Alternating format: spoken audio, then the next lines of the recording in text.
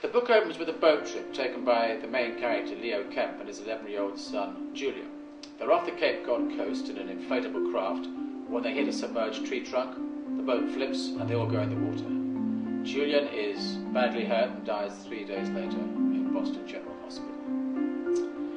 That sets in train that tragedy, a sequence of events which leads to Leo Kemp taking his own students out for a research trip on the sea off the Cape Cod coast, and he too is swept overboard during a sudden storm. And that's where his story, his adventure, really starts.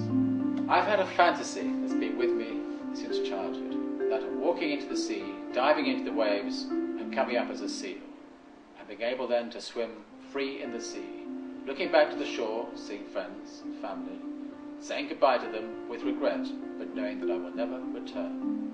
Now, I think that dream is irresistible to an awful lot of people. We all have a little bit of it inside ourselves.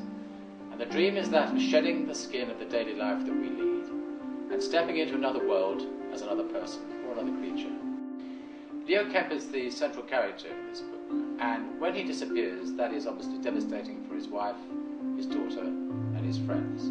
Now, his marriage has pretty much disintegrated, as we learn throughout the book, but his wife Margot still feels a huge sense of loss and of guilt when he goes overboard and vanishes at sea.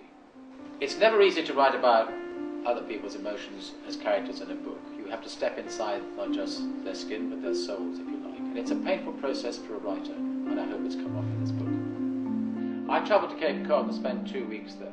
It was springtime, just before Memorial Day. It's a marvellous place, both to spend some time thinking about writing a novel and to spend some time setting that novel. And on Cape Cod I found some great characters. Some of the scientists who worked there, marine biologists, and a wonderful old fisherman who took me out to look at the seal colonies up and down the coast. He was wonderful. His name was Fritz, and he may well recognize himself in this book. The natural world is full of mysteries, of things that modern science cannot explain to us. The godwit is a small bird that flies from North Canada to the Antarctic every year, and nobody knows how it can endure that flight. Science cannot explain it. And the same applies to the oceans, about which we talk so much in this book. We do not know really how they function.